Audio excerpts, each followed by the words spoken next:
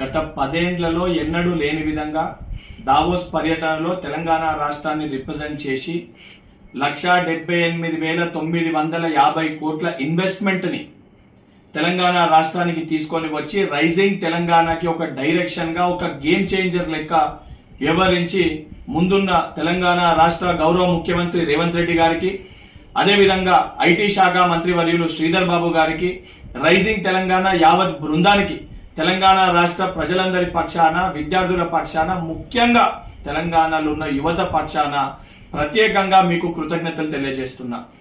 ఈరోజు కాంగ్రెస్ ప్రభుత్వము, కాంగ్రెస్ పార్టీ చేస్తున్న ఒక డెవలప్మెంట్ ని, మేము ఏదైతే ఇస్తా అన్న గ్యారంటీని ఇంప్లిమెంట్ చేస్తుంటే దీన్ని తట్టుకోలేక, జీర్ణించుకోలేక ఒక కడుపు మంటతోటి దీనిపైన విషం జిమ్మే ప్రయత్నము బీఆర్ఎస్ పార్టీ నాయకులు కల్వకుంట్ల తారక రామారావు గారు చేస్తున్నారు.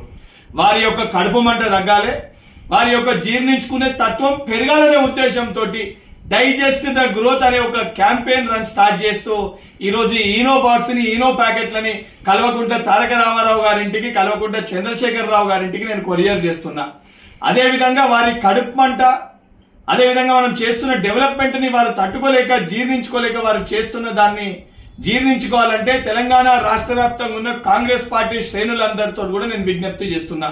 ఈ ఈనో డబ్బాల్ని, ఈనో ప్యాకెట్లని కేసీఆర్ గారికి, కేటీఆర్ గారింటికి, అదే విధంగా బీఆర్ఎస్ పార్టీ నాయకులు ఎవరైతే జీర్ణించుకోలేకపోతున్నారో వారికి కొరియర్ చేయండి.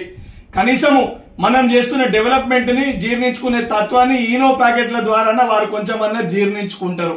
దానితో పాటు మేము చేస్తున్న సంక్షేమాన్ని తట్టుకోలేక నోటికొచ్చినట్టు బీఆర్ఎస్ పార్టీ నాయకులు మాట్లాడుతున్నారు. కేటీఆర్ గారు ఏది పడితే అది ఒక ట్విట్టర్ పిట్ట లెక్క ట్విట్టర్ లో ఏది పడితే అది పెడతారు. బిడ్డ, ఏదైతే తెలంగాణ రాష్ట్రాన్ని అభివృద్ధి పదంలో ముందుకు తీసుకెళ్లడమే మా ప్రభుత్వ ధ్యేయము, మా ప్రభుత్వ లక్ష్యము. దాన్ని అడ్డుకునే ప్రయత్నం చేసినా, మా కాళ్ళల్లో కట్టెలు పెట్టే ప్రయత్నం చేసినా గుడ్డలు కూడా తీసి కొట్టే పరిస్థితి ఉంటుందని చెప్పని కల్వకుంట్ల తారక రామారావు గారిని, బీఆర్ఎస్ పార్టీ నాయకులని హెచ్చరిస్తున్నా.